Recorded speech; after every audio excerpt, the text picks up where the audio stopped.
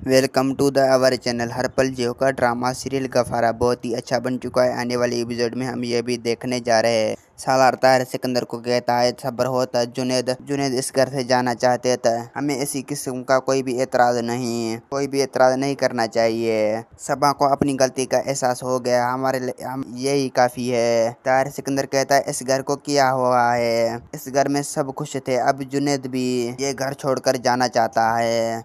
जुनेद जुनेद को इस घर में किस किस की कमी थी? इज्जत इज्जत नहीं तो कुछ भी नहीं। बाबा जो सब कुछ हो चुका है, ऐसा होने के बाद मैं ये नहीं चाहता अब ऐसी वैसी कोई बात होवे।